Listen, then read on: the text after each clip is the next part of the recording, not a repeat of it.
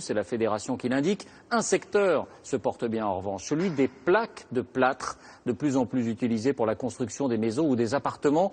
Comment sont fabriquées ces parois qui sont partout aujourd'hui? Avec quelle technique? La France est l'un des grands producteurs. Enquête Anaïs Barre, Mathias Second.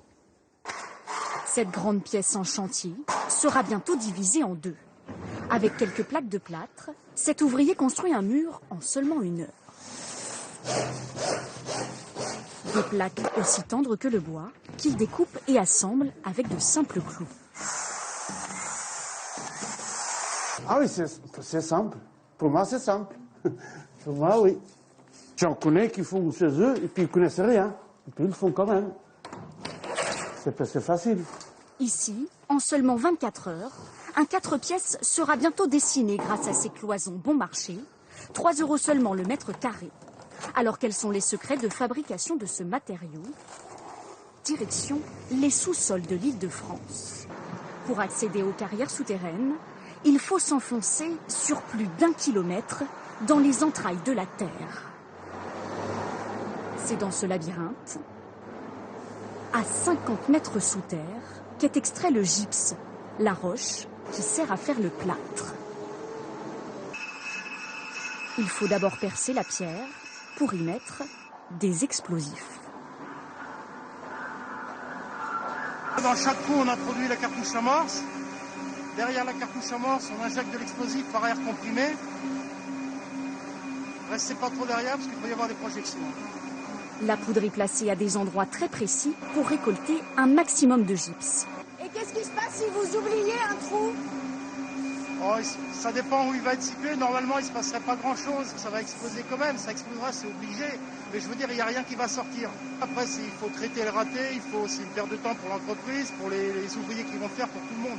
Chaque soir, quand les ouvriers ont quitté la mine, les explosifs creusent d'impressionnantes cathédrales de pierre. Ces galeries font 17 mètres de hauteur. Il reste dans cette carrière environ 10 ans de réserve, ce qui représente à peu près 3,5 millions de tonnes extractibles. Donc c'est une mine d'or pour vous? C'est notre, si on peut le dire comme ça, c'est notre or à plaques. Des plaques qui, pour être rentables, doivent être fabriquées très proches de la mine. Les carrières sont situées à 2 km de l'usine, qui est aussi toute proche des clients potentiels de la région parisienne.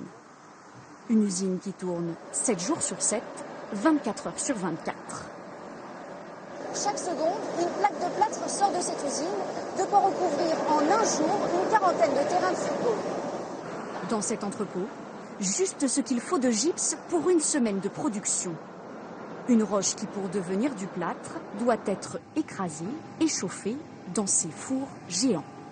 La température, elle est précise au quart de degré près. Et c'est un secret, cette température? C'est un secret.